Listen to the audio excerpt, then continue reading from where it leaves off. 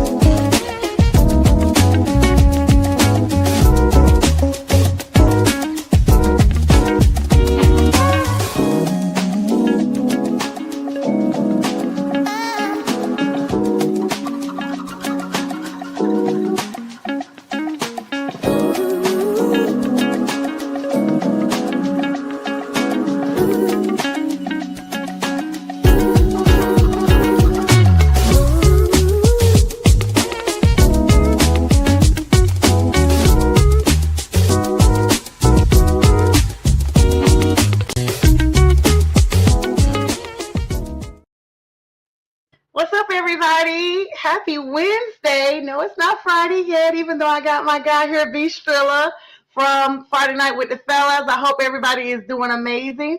I'm Sonja. This is B.A., B. Strilla. What's up, B? How you doing? And this is Prim and Proper Sports on Wednesday, December 3rd, 2025. We're officially in the last month of the year. B, how are you?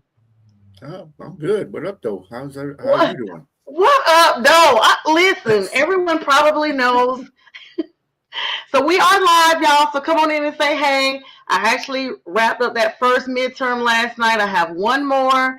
So tonight was like my little rehab mentally day that I didn't want to do any studying. Then I'll start going back at it tomorrow for my exam on Monday. So that's why y'all see me here. But I'm doing amazing. Everybody named Mama knows I've been trying to just anything Panther related. I shared it. We are no longer the underdogs. We are the dogs, okay? So, B, you're going to have to let me brag a little bit here because I am excited. Go for it. Yeah, I'm excited. I am in shock. I thought the game would be competitive, but honestly, for the Panthers to beat the Rams, who had won 6 games straight, was just absolutely shocking to me. We had so many big plays. Jalen Coker, shout out to him. T-Mac, shout out to Derek Brown on the defense for that crucial turnover when it counted most. I'm going to run through the stats on it and then be, as a neutral person, because y'all know, you and all the guys in the group chat know I just was like eating it up. I was like, oh my goodness, like, is this really happening? The way the game was, like, the Panthers kept the lead the majority of the game. What's up, Mikey? The Panthers kept the lead the majority of the game. Panthers had 14 in the first quarter. Rams only had 7. The second quarter, it was a reverse. The Rams had 14. The Panthers had 3. And then in the third quarter, the Panthers were the only scorer with the 7 points.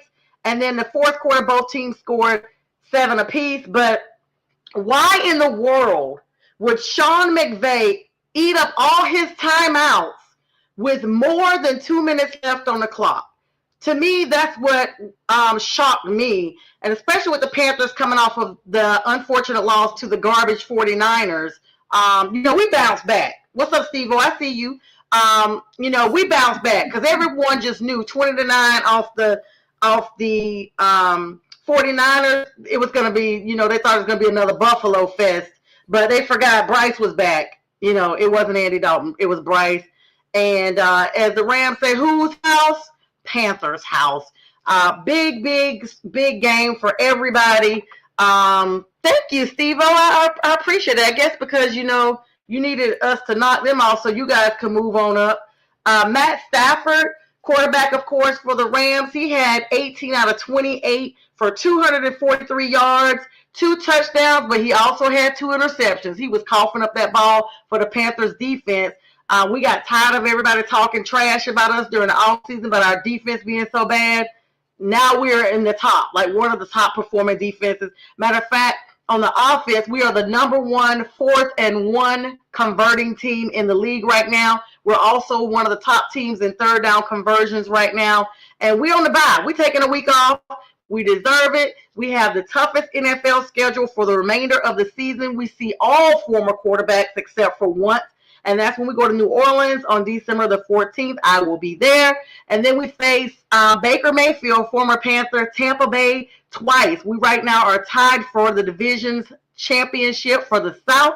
And we also face our other former quarterback, Sam Darnold, with Seattle. Now, the big Blake Corum, for rushing was really big. 81 yards, still not 100, but he was the one that put up the most yards for them. Kate Williams, of course, and then Stafford had his own.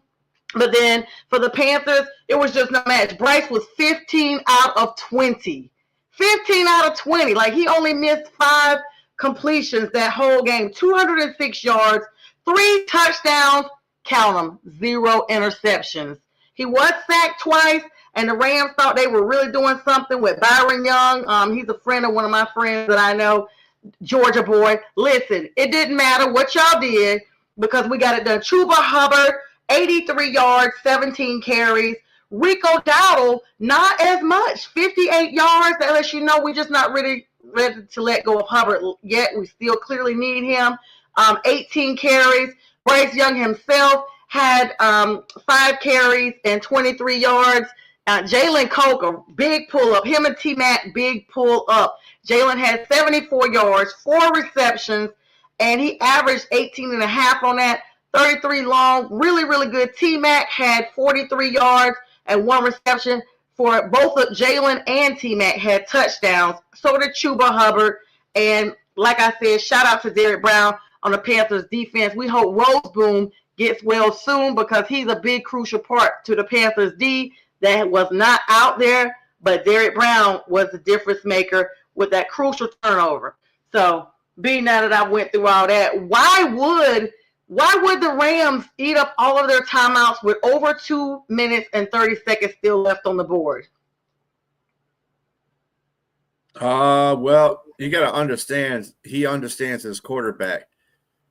Stafford is probably either 1 or 2 in the last, well, he is number 1 in the last 10 years in fourth quarter comebacks. So you gotta understand who your quarterback is. And remember, I put in the text that if you give Matt Stafford and unfortunately this time he blew it because he fumbled the ball. Unfortunately for me. And it was a rainy day too. But I'm not giving him an excuse. But dude, you got to hold on to that ball. The rain had stopped. It was but the field's still wet. Yeah. The thing about Stafford in this game, he was very uncharacteristic.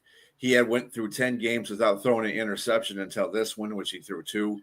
And the first one, I looked at both the interceptions he threw. One was just basically telepath to the guy who was the one to return it for a pick 6 because that dude, he was right there. Yeah. And Stafford just had a really bad game. I mean, the weather condition, and something about that stadium too. It seems like some of these teams come there, they underestimated or something. I don't know. It's just like it's one thing that goes on and just like I don't know how to play all of a sudden, and that was like Stafford. I mean, you got to give it to the Rams. you guys didn't let a 100-yard rusher, but in total you end up 153 yards. Blake Corum had 11.7 yards per carry. He was killing that defense. Mm-hmm. But it doesn't make a difference because at the end of the day, guess what? If you fumble the ball, you turn over, you get the W. That's right. That's all that counts. Yep. So, and it was a good game by the defense. The defense played when they had to, and it came up big 3 times on LA, stopped them from drives. It was a good game. It was a really good game. I was really impressed by both teams. Well, I was impressed more by Carolina's defense. Carolina in general, offensively, I thought they were really good too because Bryce was doing very good again. And that's a weakness of the Rams too. Their secondary is not the greatest. So that's a weakness. And teams will probably see that in the upcoming when they play the Rams. So they're going to start throwing on them like it ain't nothing. But Carolina exposed a weakness on their team. But Carolina did a really good job, though. They did. Thank you, B. You need it. You needed that win too. You gotta keep that. You gotta keep that going. You gotta keep it going. We needed it. And you made a good point. The offense stayed out. Let's be clear. The third quarter, Bryce held on to that ball 13 minutes and 50 some. He ate up the entire quarter. They wore that defense of the Rams down. They were on the field the entire quarter. It was literally like the commentators were like, are the Rams going to even get the ball back? Like, we were getting the first down, then letting it go all the way up to third down, then converting again and starting over on the downs. And a couple of times it was 4th and 1, and we went for it. I saw us do our own tush push. I was like, okay, Carolina. So it's good to see the maturation of the team. I'm not one of these fans that's unrealistic unless we're in the middle of winning a game. Then I'm like, yeah, we kill them. But I am pleasantly surprised at the Panthers, especially with coming into the season with all the naysayers. And I'm always going to be optimistic, like, oh, okay, we're going to go 10-7, blah, blah, blah, and it's just really good. But then you have to really be realistic to be like, what team are you going to get, though? Because we've lost games that we shouldn't have lost, and then won games that even Panthers fans, being honest, were like, what? Green Bay on the road, okay? But to take New Orleans, who had only won 1 game at the time, or 2 games at the time, and we gifted them a game in our, it just looked at home. It looked different. Then the Rams, of course, the Bills did what they did, but Bryce wasn't there. But I think that game we would have lost against Buffalo anyway. But even New England, when we first, the beginning of the season, even if New England had beat us, it should not have been the shellacking that we got by New England. I mean, kudos to them. They're top of their division. Drake May, UNC Chapel Hill alum. Shout out to him. So he's still got Carolina ties. His family's in North Carolina. Matter of fact, it's so weird. I had read somewhere where he was hoping to be able to stay at home. So, he would have been, I guess, a backup to Bryce. I don't know. But just imagine if the Panthers had taken that gamble. How we would have been set up for the next several years, considering the way he's playing. And shout out to Coach Canales. He has really got his footing with this team. This is the most solid coach we've had since Ron Rivera left. Steve Wilkes was really good with us, but they didn't really give him a solid chance to prove where we needed him to be, as a coach. And after that, it was just a downward spiral. So kudos to us. We got this Sunday off. Then we're going out to New Orleans and take on the Saints for the final time this season. And I say the final time because I know for certain the Saints will not be making the playoffs. So this will be wrapping us up. And it's winding down time, B. It's winding down time. Mm-hmm. What was your most interesting game? I mean, I did hear the announcer say that Carolina game was extremely interesting because all the games on Sunday, the total point was like 21. And we had that like in the first quarter almost. And so what was your most interesting game from Sunday? Besides that one, it was the Texans and the Colts. That was the other game I was watching too, in between yours and that was the other game I was watching though. Houston, and I was switching out with the Panthers as well. That was. I had a feeling that Houston was going to win that game because their defense is just explosive. They got a really good defense. There's no defense in this league that can match them right now. Seattle is not even in Seattle, and the Broncos aren't even close to that defense right now.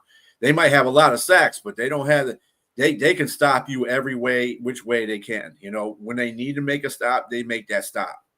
I'm not saying they're the 85 Bears or the 2000 Ravens or anything like that. No, they're not that good of a defense, but they are the best defense in this league. That's for sure. So that was one game that I saw. I watched a little bit of the Minnesota-Seattle game. I don't even know why. The Sam Darnold Bowl. Literally put on a clinic. Sam Darnold just destroyed. Well, the Viking. Every time I turn it on to watch some of it, Max was throwing a pick. I was like, "What the heck, dude? Can you stop throwing interceptions? What are you not seeing out in the field?" He was getting pressured a lot too. That was the other thing. That offensive line for Minnesota is just stank offensive line. I mean, I'm upset. Speaking about Minnesota, B, I just have to talk this because we were talking about this a little bit earlier on the Unprofessional Sports Show that B hosts with some other gentlemen every week at 6 o'clock on Wednesdays. And I'm gonna be honest. I just happened to be scrolling through social media and saw that Adam Thielen was, quote, given permission to seek employment elsewhere when all he asked for was just, to retire a Viking, to put a few yards on the field because we got, 5 weeks left. Y'all not making the playoffs anyway. I know what your theory was because we talked about it on the last show, but I still feel like I could see if they were going, even if they were going to the playoffs, you could let him play a couple of hikes. You could have done that. You didn't have to keep him completely benched. So now he's going to be a freaking Steeler, and he basically was saying, well, let me just go somewhere that's going to be playoff bound. And again, if people out there didn't see the show earlier, my theory to this is that he was going to it was hard pressed for him to be on that field anyway because of JJ and Jordan Anderson and Hawkinson that were on there. And then Naylor too. Naylor's been up and coming as a slot receiver. He wants more playing time as far as like being a starter or even a second fiddle, but as getting the looks. And he wasn't going to do that with this team. A, because of JJ and Jordan Addison, but B, because they have no quarterback. So, I mean, their quarterback situation is trash right now. But at least he's got a real viable quarterback in Aaron Rodgers. And Aaron Rodgers will get him the ball because it's like one veteran. Huh? Yeah, he will. It's one veteran to another veteran. He likes, you know what? Let me tell you something. It's kind of, and I'm not trying to be funny when I say this. It's like Brady when he had his receivers. Who were they? Oh, the older folks. He made well, not older folks, but he made them basically. Those receivers that probably wouldn't been good on any other team. Amendola, all of them. Right, and basically. And I'm not trying to be funny again when I say this, but they were white receivers. So, yeah. And Brady, for some reason, besides Moss, he liked the white receivers. And Antonio Brown, yeah. But Aaron Rodgers, Aaron Rodgers in this case, I'm going to say it like this. Aaron Rodgers knows that Thielen will be more dependable on his route running. DK is more of I'm gonna go down the field and catch it kind of guy. Yeah, I'm. That's not what I'm saying, Monkey. He runs his routes better. And DK is just a down the field guy anyway. That's has to do more with DK than it does have to do with Aaron Jones, though, Kevin. It doesn't have to do nothing with Aaron Jones. Aaron Rodgers. Aaron Rodgers is old. He's gone. He got a birthday coming up this month. He's going to his dark place 42. Too many times, I think. Yeah, good for him. Anyway, as long as he don't catch a lot of mushrooms, he'll be all right.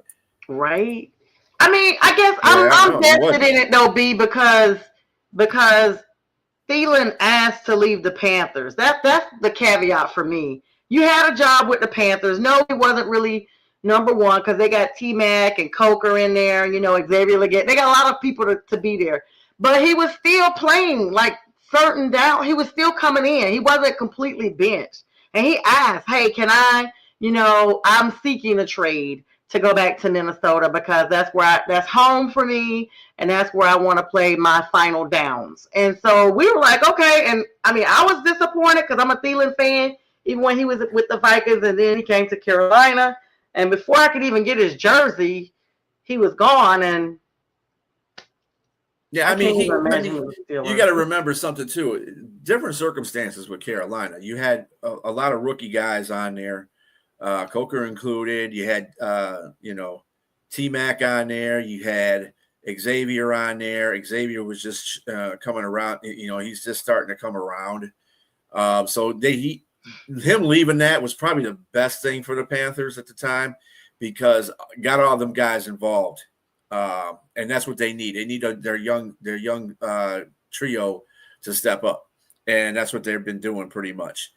But then Thielen is just he's on the Aaron Rodgers bus right now. He's going to retire at the end of this year. He just wants to feel like he's needed, and they didn't need him in Minnesota gave him the benefit of doubt. Yeah, we'll take you, dude.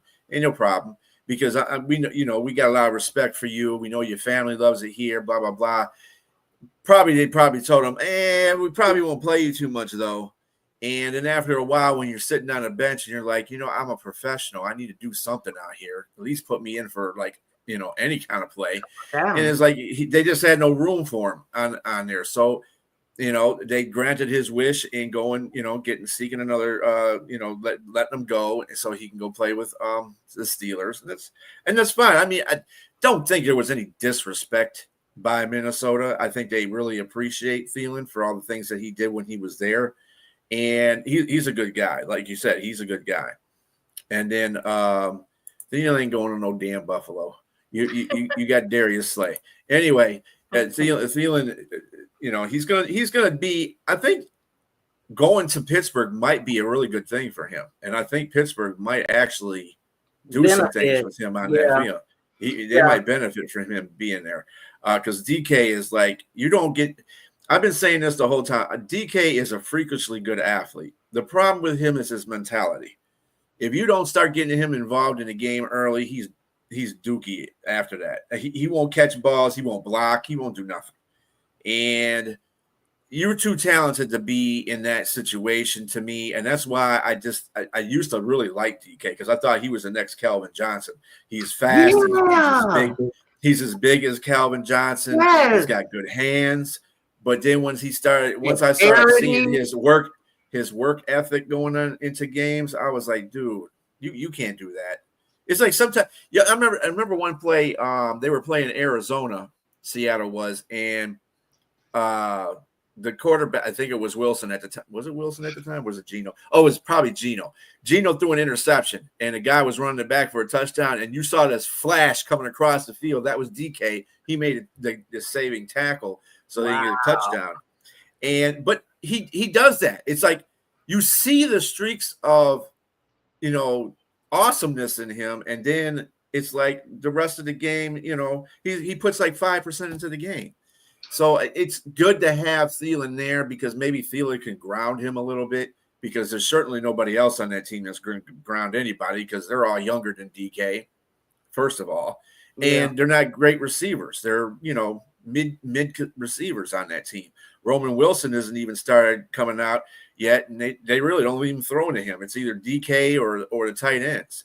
So I mean, if they get Thielen out there, maybe it'll and they start using him effectively, they'll stretch that defense out, and then they'll be able to do the things that they need to be doing. But what they had before he came there. Yeah, and shout out to Mark Andrews on a different note. $39 million contract with the Ravens extension.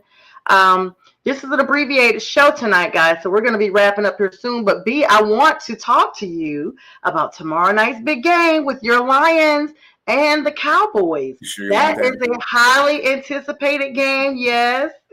Highly anticipated. And you were talking about the reason why I'm segueing to that now. You were talking about DK, how you see these glimpses of him.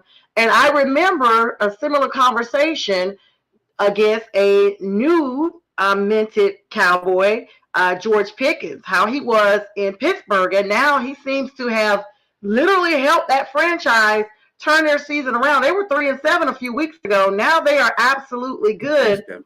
And thank you, Mikey. That's really kind of you. And so tomorrow night, it's going to go down. And I know you're not really banking on your coach making all these calls now. Why would Campbell take on the calling when everything was going great? Last year, this time, you guys were like 13, 14, and 2. And this season, you are, for all practical purposes, tied with the Panthers right now. You guys got one game ahead of us. We'll catch up when we get back. You'll catch up when you get the bye. Yeah. whether we win or lose. Well, if we lose, yeah, we'll be definitely tied with you. Well, But we're 6-5. I think I know. No, you're 7-6 7-5. right now. 7-6. You're 7-6. 7-6. Yeah. So if we lose, then we'll be tied with you for real. Yeah. We'll be here waiting. But the thing about it is, there's two things that are wrong right now with the Lions that they need to fix. Which is the interior line, which that's a hard ask to do in the first place, because that's what they started with in the beginning of the year, with a bad interior line. It's like sometimes they can play, when they play good, they win games. When they play bad, that's apparent the reason why they lost. But Dan Campbell's not helping any of this out either. I'm really kind of I don't know why he took the play calling duties from Morton. Morton was not doing that bad of a job. When Ben Johnson was here, when he started, Ben Johnson went 1-6. I didn't see Dan Campbell taking the play calling duties away from him then when it happened. So why are you doing this to Johnny Morton? I'm not understanding that whole situation. And if it's an ego thing, then dude, your ego's cashing checks that you shouldn't be spending right now, because he's got bad play calling. And when you do if you do 4 downs and you're running all 4 downs right in the middle of the defense all 4 times, Jahmyr Gibbs is a dynamic running back. But if you don't do any play calling to make him effective, then he's going to be just a regular Joe out there. You can't. He does no. It's like he has no vision on the offense. At least that Johnny Morton sometimes he had some motion going on in the backfield, but now there's no motion going on in the backfield. It's like we know what you're going to do before you do it, Dan. Right. They studied him. I mean, Detroit is 3rd in the NFC North right now, behind Green Bay. I mean, we tried to help y'all. We beat Green Bay for you guys. So, I mean, and then Dallas has eased up shockingly to number 2, but I guess with, Jaden Daniels out, and then the way the Giants have really shrunken. I mean, they are not giant at all. They are super, honey, I shrunk the kids' tinies right now. They are garbage. They are hot garbage. They next to the Titans. They're the tinies. So, Fern, I hope you're watching. And B knows why I literally try to make a point of coming for him every show. He had so much to talk about the Panthers. The Falcons were going to claim the South, and all this, that, and the third. And you can't even win. You can't even get to 500. They are 154 right now out of the rankings. And so you know how you have 500. Giants are 154.154. They're not even 300. They're not 400. They're nowhere. So now, because the Eagles haven't played that solid, the NFC East is up for grabs, because I haven't seen the Eagles look like they did. So tomorrow night's game, B, what's your forecast for you guys' matchup tomorrow? I'm pulling for y'all, by the way. What they need to do instead of start running the ball. Remember, they got Quinn Williams in the middle. Dude is the best run stopper in the league. Yeah. Okay, he's got a very high percentage of run stop ability. And then they got the other 2 guys. They got the rookie they just paid for the defensive tackle, and then what's his face from Green Bay that they had gotten from the trade for Micah Parsons. So they got that interior line is nobody's going past that, and they've shown that in the last 3 or 4. Since Quentin Williams has been there, they have pretty much stopped that running game. So the first thing you don't do is run at them, Dan. Pass the ball more. Let's start off passing the ball, getting it down the field, because right now Diggs is not in. Bland, they got a bad secondary right now. I don't think Hooker's playing either. But Hooker, yeah. It'll be well, I mean, it's going to be a tough. I mean, look, you can say all that you want to, but we lost 4 games with Laporte in the lineup. So I mean, and Amon's going to be more of an impact than anybody else is. But Jameson's got to step up. Jamo's got to step up. Isaac Tesla's got to step up. Jeremy, you got to put Jahmyr Gibbs out there and pass protect. Pass. You think you guys can win this? I think we can win it because I always have hope that we can win any game. Mm-hmm. But I'm not easy on Dan Campbell's play calling. That's the only thing I think that's going to mess us up is that play calling. Other than that, I think we can win this game. We're not getting Kirby back. Kirby's going to be out, but we do have DJ Reed and Terry and Arnold is out for 4 games. So our defensive backfield's kind of low right now. So we're just about as banged up as Dallas's backside is. So it'll be an interesting game. But I think they should go to the air more and not play the run as much and use Jahmyr Gibbs as like a back coming out of the backfield and just throw to him. It should be I think it's going to be a high scoring game, but I also think it's going to be a really close game. Basically, whoever has the ball last will probably win it.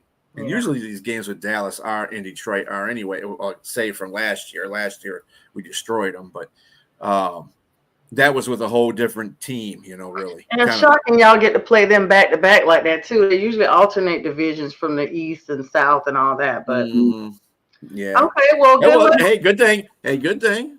Next year, we play your division next year. Oh, we ready. Listen, I tell everybody, if anybody is not on our schedule this year, be glad you're not on our schedule because we have something for everybody. And if you're on our schedule, you've been warned. We're coming for you. Hop over next, guys. B's got a show coming on here shortly right here on this station. B, thanks for joining me tonight on Prim and Proper Sports. We'll see everybody Friday with the fellas. And with that, we bid you guys good night. Peace.